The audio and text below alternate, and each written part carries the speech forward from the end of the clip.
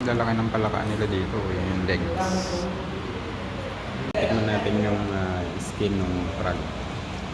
Yan.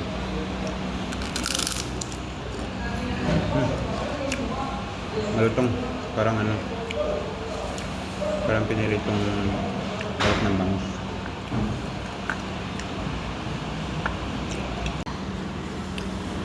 Yan, ito yung frog. Balat. Tapos yung kanyang legs. Frog legs.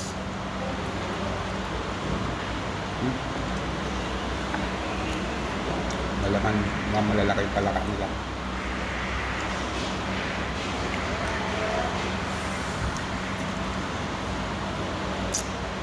Crunchy kanya yung buto.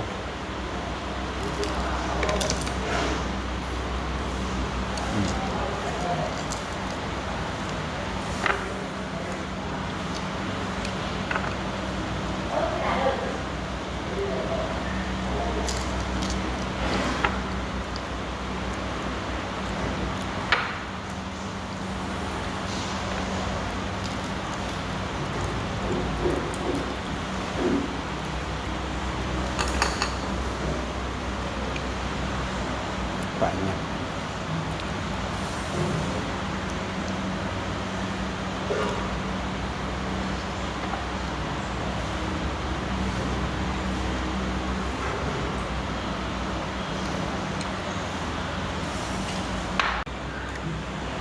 Grabe yung tataba.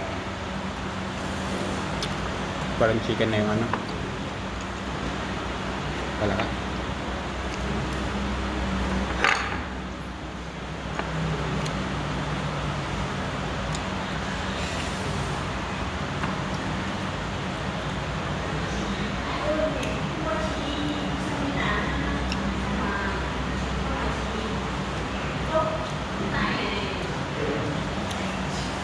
Ito balat ng frog. Yung pinagbubaran. Pinakaiba yung balat. Ito sa dito sa Thailand, pinirito din nila ay sa Vietnam.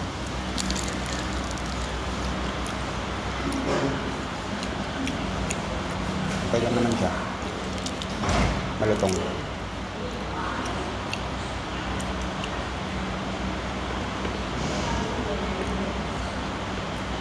Ang dami parang balat ng bangus. Malutong pagkakaprito. Tikman lang.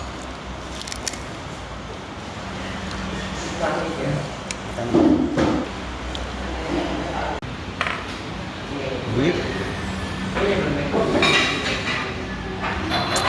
Duck with the coconut. And this is pork.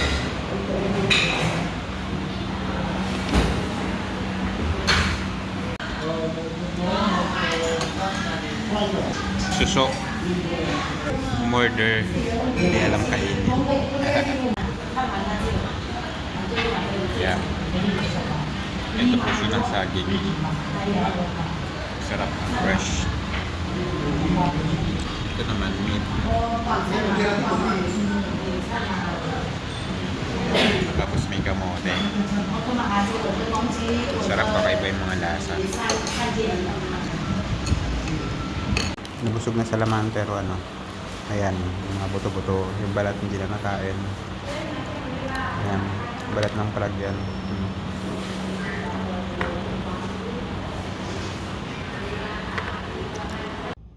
So, ayan guys, kung gusto nyo makakatikim ng exotic or kagaibang food dun sa Vietnam, ito po yung restaurant, highly recommended po siya para sa akin. Talagang masasarap naman at kakaiba yung lasa ng mga food nila. Kung makikita nyo, ang dami ng servings nung kanilang fried frog. Pati balat ng frog kasama doon sa sineserve nila. First time ko makatikim ng balat ng frog kasi dito sa atin, yung laman lang talaga yung kinakain natin dito. At saka yung kanilang steamed snail, masarap talaga siya, as in binalikan ko talaga yung pagkain ng steamed snail. And yung kanilang banana flour, masarap siya, may meat, napaka-fresh po ng lasa niya. So kung magagawi kayo dito, I highly recommend na mapuntahan nyo yung restaurant na yan. Michelin guide din po siya. And affordable yung price niya. Siguro mga nakasa 200 to 400 pesos per serving yung mga tinikman ko doon na pagkain. Bukod pa doon sa tatlong na highlights ko, marami pa silang mga pagkain na kakaibang na isi-serve doon. So kung nandun kayo banda sa old quarters, pwede siyang lakarin. Medyo malayo-layo nga lang, siguro mga 15 to 20 minutes walk. So ayan lang po guys. Thank you po sa inyong pagwa-watch. And sa mga hindi pa po nag-subscribe, please subscribe po para ma-notify kayo dun sa ating mga incoming travel videos and food vlogs. So, thank you very much and have a good day everyone. Goodbye!